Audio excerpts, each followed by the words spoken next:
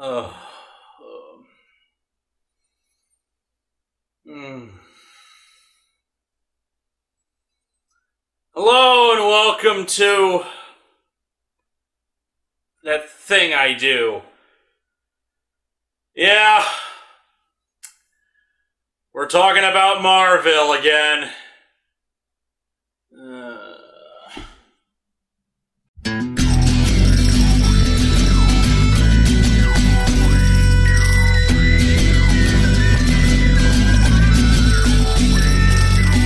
Welcome to Atop the Fourth Wall, where bad comics burn.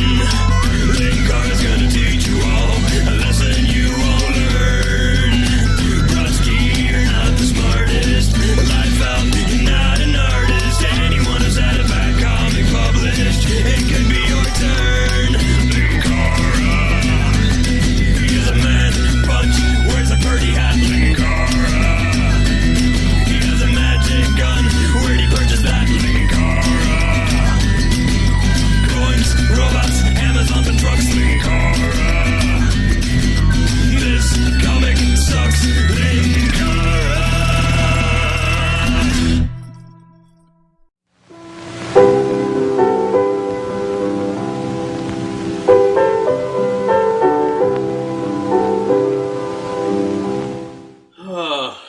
Okay. I think I'm recovered enough for this. Yeah, we're back to Marville a mere 4 months after I first talked about it. Why? Because I'm stupid and wanted to hurt myself. There were actually a few people who didn't think the first issue of Marville warranted its reputation as one of the worst comics ever. Bad and dated? Certainly, but worst? Nah, not when compared to Bimbos in Time or Cinnamon or something. And I understand that. In fact, I had originally wanted to review both the first and second issues together, but frankly, I already had 30 minutes of material on the first issue, and I do try to keep these reviews as short as possible. Doesn't always end up that way, but I do try. Here's what you have to understand about Marville. It starts at the bottom, and then finds a way to dig itself even deeper. What I'm getting at here is that the first issue of Marville, it's the best issue. Yeah.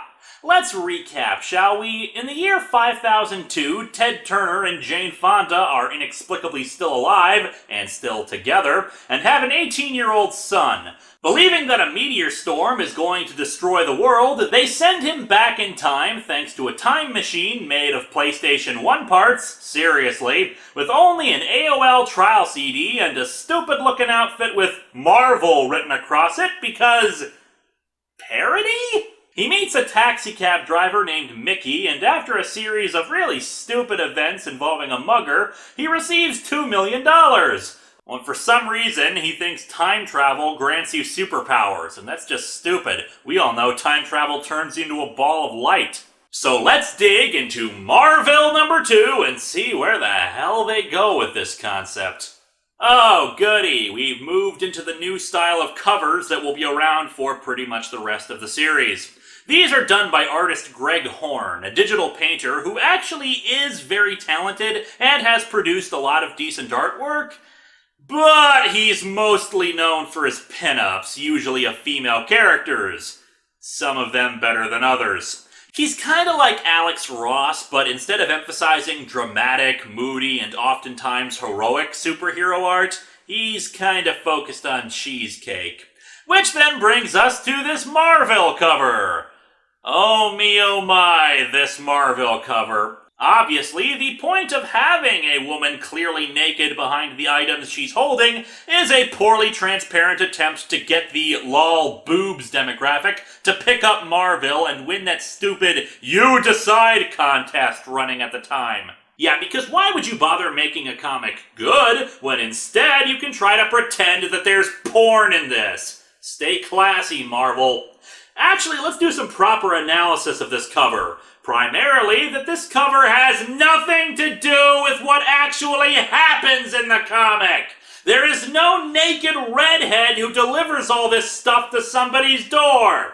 I think the implication is that the redhead is supposed to be Mickey, due to another cover which features redhead woman in a taxi cab, but Mickey's got purple hair! Why is she nude, and why is she carrying all this junk? And what the hell is all that she's carrying? A pizza box? Yeah, great job holding that, by the way. The entire pizza is getting smushed inside of the box when you hold it upright like that. And potentially upside down, what with the way it's leaning against the beer bottles. Speaking of, Big Belly Beer. Big Belly Beer! If you're going to advertise what the beer does to you if you drink too much of it right in the name, why don't you just call it Arrested for DUI Beer? She's also carrying what appears to be a PlayStation 2, with the logo altered, so instead it looks more like it says BS2, a fitting descriptor of this comic, and a whole bunch of VHS tapes and clamshells. And what a collection of clamshells we have! College chicks gone nutty! Jerkin' me gherkin! How appropriate! After writing the series, Bill Jemas does come across like a jerk-off. Something labeled dirty, filthy porn, and probably most inappropriately out of place of all, the Mystery Science Theater 3000 episode, Manos, The Hands of Fate. This comic better not be trying to insinuate that it's as funny as MST3K. If it is, I've only got one response. This really bites. Other tapes that fell out of her arms include World's Worst Crashes, Filth 103, Sports Highlights, Super Violent Gory Anime, So is this gonna be a super violent porn cartoon? and finally, a videotape simply labeled Smut. Who makes a movie just called Smut? And done. My magnum opus is complete. Smut will be my greatest movie of all time. Hello, Mr. Producer. What do you mean the distributor won't accept a movie called Smut? Alright, fine, I'll change the title. The Cinema Snob Movie it is. And after all of that, I have but one final thing to say about what's shown on this cover. Get a box! We begin with another Insider's Guide to Marville, with a section telling us what happened in the first one. Ted and Jane sent their son Al back from the year 5002. Al falls in love with Mickey, but it's a one-way street. Wait, what? When the hell did that happen? Al never fell in love with Mickey! He's just crashing at her apartment! Great, is this gonna be like Silent Hill Dead Alive, where I need these narrations to tell me what the hell is going on? Unlucky in love, Al is a lucky superhero. With no discernible powers and a little help from his old dog AOL Stro, Al captures the same thief 2 times and earns $200 million in reward money. Lucky is an understatement. He didn't do jack. A guy kept tripping over his dog, and then people inexplicably gave him reward money. The main insider's guide to this issue is pointless, pointing out what Daredevil and the Kingpin look like. Batman, Black Panther, and Iron Man are all billionaire superhero crime fighters. Peter David writes comic books and doesn't have a whole lot of fans. 1, yes he does. Hell, for a while he was my favorite author, though admittedly more for his Star Trek books than his comic work. 2, so what? Oh, right, because You Decide was a big popularity contest. How'd that go for you with the first issue, smartass? Oh yeah, Peter David's Captain Marvel series got over twice the amount of sales yours did. Rush Limbaugh talks on the radio and does have a whole lot of fans. Okay, you didn't have to bring up who Alan Greenspan was in your first issue, so why the hell did you have to bring up Rush Limbaugh in your Insider's Guide? We open with Mickey and Al in a big open park, with Mickey sunbathing and Al talking to her. Listen, with great power there must also come great responsibility. Where did you get that? Duh, Stan Lee, Amazing Fantasy number 15, first appearance of Spider-Man. You know, the one where his fingers honk and he reveals that only a science major can make web shooters? He starts saying he should use his superpowers for good, but naturally Mickey reminds him that he doesn't have any superpowers and that he looks like a dork, offering to put some styling mousse in his hair to make him look more like a hero. Or rather like the cinema snob, since she's just slicking his hair back, but whatever. If you're really from 3,000 years in the future, how do you know about Stan Lee? Is there some reason why people wouldn't know about him 3,000 years in the future? Maybe the guy was a big comic fan. Hell, we know about writers from over 3,000 years ago. Stan the Man, didn't you study him in college? I studied Shakespeare. Shakespeare? The Bard. Simpson?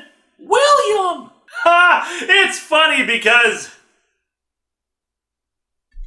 Actually, it's not funny. Not really.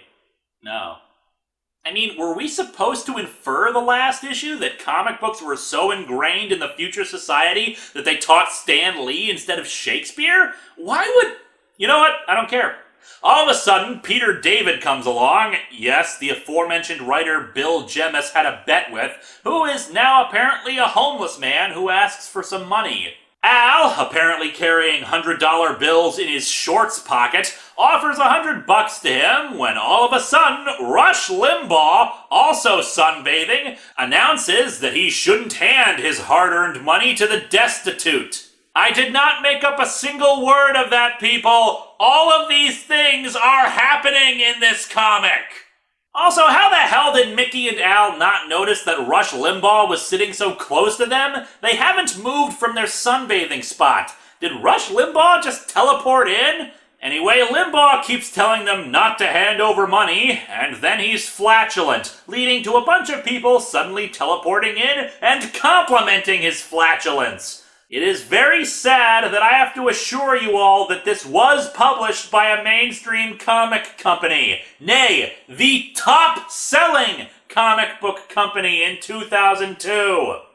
Anyway, Al gives Peter David the money anyway, and Limbaugh says he's just gonna waste it on alcohol. Oh, I don't know. This hangover I have right now is infinitely preferable to the comic. Al asks Peter David if that's true. Well, I am a bit parched from making excuses. Yeah, Bill Jemas is clearly the better writer here. Peter David never came up with the comedy goldmine of Rush Limbaugh's bodily functions. I'm going past this scene now because it doesn't get any funnier or entertaining, and there's still a lot of comic to go through.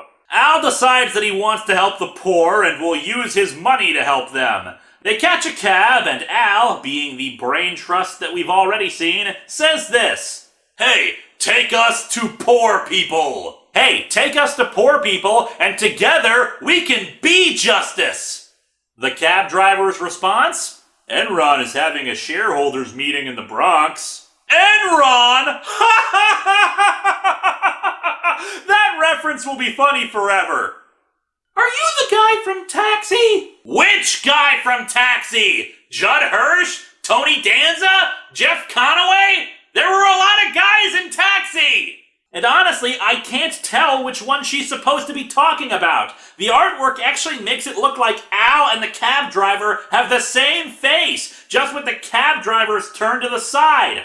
Anyway, they immediately arrive downtown. Oh yeah, that typecasting joke was so worth the one panel of them in a taxi. And so Al is just downtown handing out money, which nobody on the streets has any questions about. Mickey says if he keeps handing out $100 bills, he'll go broke, but he gives some questionable math in response about how he'll still be rich even after handing out $300,000 a week. I'd try to check that, but this thing already hurts my brain, and I don't feel the need to do math on top of everything else. The criminal from the first issue shows up out of the blue and asks for money. Why the hell does this guy keep showing up? Every time you appear, you get badly injured. If you see Al, then run away! And Al just gives him some money, not even acknowledging that it's the same guy. Then Batman shows up. I have stopped trying to make sense of this. Okay, it's a Batman with 3 horns, but given the earlier reference to him in the Insider's Guide, it's clearly him.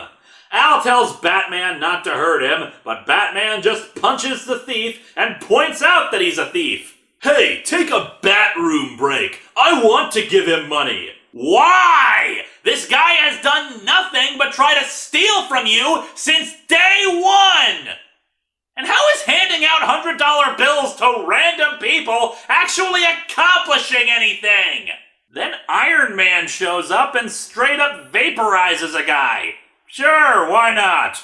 Then Iron Man and Batman keep stomping on the thief's head until it pushes his sweater over his head? The hell?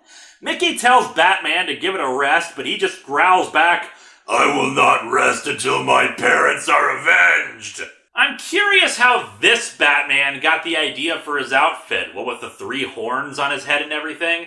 Did a punk rocker come through his window instead of a bat? I never heard your No! All that pounding on his head pushed the thief's head down to his stomach? Hell no! This is not a frickin' Looney Tunes cartoon! You can have your bizarre antics involving time travel and Ted Turner and Rush Limbaugh and crap, but you can't suddenly throw in something like this bull when you've played physics completely straight up until this point. Then the Black Panther shows up. You know, I don't get this. Yeah, the Black Panther is rich, but he's not like a billionaire playboy like Bruce Wayne or Tony Stark. The guy runs a country. Why the hell was he included in the group of rich guys who are superheroes? Hey bro, let me go. My kids are hungry. I lost my job at the Iron Man wallpaper plant. Is this a plant that makes wallpaper featuring Iron Man, or a wallpaper plant owned by Iron Man? Both are kind of stupid, but for different reasons. I just want to be clear why I hate it. Iron Man says he outsourced all the jobs to Mexico, and the two bash the innocent people's heads together. Iron Man almost says the N-word, but Black Panther stops him. People would think poorly of you if you said a bad word. Oh, I get it. Social satire about how people care more about the language we use than the fact that they're violent psychopaths.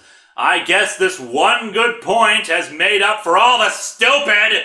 Mickey points out that they're billionaires and they could give $100 a day to 10,000 people and never miss it. Not necessarily, Mickey. It depends on how their money is tied up, how much you actually end up paying in taxes, how much money they reinvest in their businesses. Oh, and of course, the little fact that giving $100 a day to random strangers does not actually solve problems!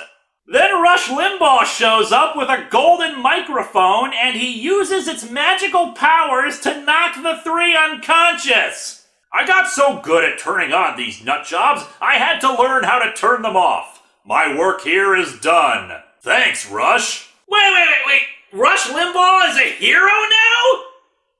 This comic is very confused. The police are called and Al talks to a policewoman named Lucy, saying that he has superpowers. Once again, Mickey has to step in and point out that Al is an idiot who doesn't have any damn powers! He has $200 million, but that just gets him in trouble. $200 million? Hey kid, you can ride with us anytime, and we'll call you the Marvel. What's a real marvel is that this series lasted its full 6 issues. Technically 7, but we'll get to that eventually. Are you the guy from Barney Miller? I got typecast. Which guy from Barney Miller? Bad enough that you repeated the same damn joke, but once again, it doesn't make any sense! I've never actually seen Barney Miller, but I did ask someone who has, and she said he doesn't look like any of the cops from Barney Miller that actually were uniformed police officers. So even if it is referencing a specific guy, they screwed up the reference anyway! Al and Mickey have lunch with the 2 cops. Police work is great! It can't just be eating donuts, can it? It's just what you would think. We send homeless people to shelters, we arrive at crime scenes after the criminals have left. Over 100 police officers are killed each year in the USA in the line of duty while trying to stop criminals. Go to hell, Bill Jemis. Al suddenly decides that he wants to capture a big-time criminal. Why? Stop trying to ask legitimate questions. It's not healthy. The female officer, Lucy, dresses up in what can be best described as stripper wear so she can pretend to be a hooker and then arrest some drug dealers, aka the same damn criminal they keep running into! And then they'll make a deal with the drug dealers to turn state's evidence on the big boss. That's Al's plan. The plan that's already done in real police work. It was very simple. Only stupid brains like yours would have been fooled. Oh dear God, I wish there were Cybermen in this comic. Alien cyborgs from Earth's long-lost twin planet are far more realistic than the people in this comic. And that's why Lucy had to be dressed up like a hooker. Anyway, the plan works, although just like Captain Tax Time, we don't actually see the plan in action, and we cut to the police station. After some dumb conversation between Mickey and Al about how in the future nobody owns any property because they sold it all to AOL for stock, hardy har har, we see the criminal getting... Wait, what the hell? Domination, police and perpetrators. Why is he on a leash? Then Lucy's hands get smudged with ink and he licks it off her fingers? Ew! Ew, ew, ew! What in seven hells is this? I don't even... Is this still real? What in God's name am I reading? Incarceration, prisons and prisoners. The thief is put in a cell, candles spring out of nowhere, and everyone in the cell is making out, and then the next panel it's normal? What the hell is that?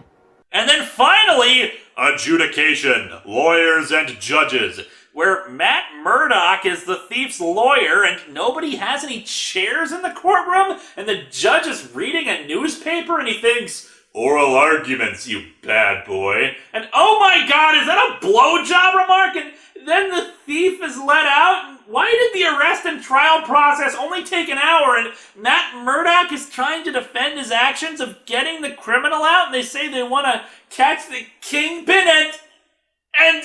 I'm coming apart! Oh, Mother of God, I'm coming apart!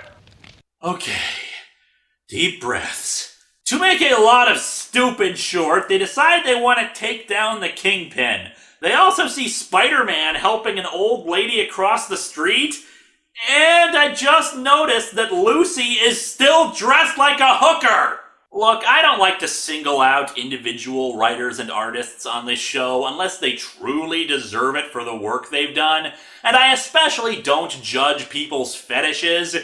But was this just some masturbatory fantasy of Bill Jemis that he needed to get out of his system? Because this is getting really weird. Spidey says he can lead them to the Kingpin's headquarters, bringing them to a bowling alley. He says it's a front for the Kingpin. Are you sure? Pretty sure. And we see the bowling alley is right in front of a building that says Kingpin Headquarters. Wow, that would have actually been a funny joke. Except for the fact that the previous panel clearly shows that the tower isn't there, so the joke is ruined! And then the Punisher shows up and just starts shooting everything. Whatever. The group splits up to go storm the Kingpin's office, with Mickey and the cop going on the ground floor. Hey, are you that guy from The Sopranos? I'm getting out this season before I get typecast. Up your shaft. They arrive at the office and walk in, and our brave hero has this to say. You see, Mr. Kingpin, we came to ask you to stop crime. Al, What in the name of are you there, God? It's me, Margaret, were you thinking? The Kingpin, who's not facing them, responds with a lecture about why people do crime as if this was suddenly some kind of philosophy lecture, and he turns around, revealing Spike Lee. Spike Lee is the Kingpin. Spike Lee is the Kingpin.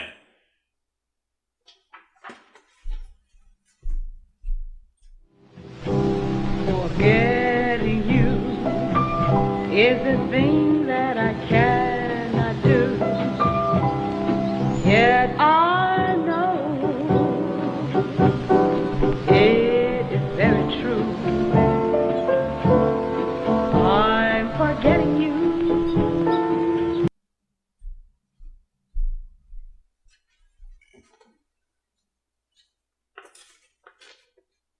What? They pointlessly argue with him about how he's not supposed to be the Kingpin, and Al continues his dumbassery. I feel like my life is one long, contrived Marvel comic book. How does that make you feel? Stupid. 1, you did this same dialogue last time. 2, no it isn't. 3, your life is completely removed from any form of reality. 4, I hate you and everything you stand for. Meanwhile, in the future, Ted Turner figures out what to send back to Al to get him home. And so our comic ends with Al telling Mickey, before I can be a hero, I have to figure out what's right and what's wrong. We need to figure out the meaning of life. Hey moron, what if the meaning of life has nothing to do with morality? You just assume that it does. Where it all started and where we're all going. You know where you're going! You're from the future! And suddenly this issue is over with the arrival of the time machine from the future. Not sure how the hell he could send it back, but then again, I don't care. I feel like I just spent an hour swimming in raw sewage. Do I even need to say that this comic sucks? That's an understatement. It's not funny. Any actual satire or point is lost in the moray of nonsensical dialogue and forgotten plot points. When it wants to take something seriously, you just feel personally offended that this crap actually thinks it has something of worth to say. And you know what the best part is? The issues after this are actually worse. In fact, the best thing I can say about this comic is that it does make me truly appreciate things that are a lot better than this. Now, if you'll excuse me, I'm gonna go watch my Mystery Science Theater 3000 DVDs.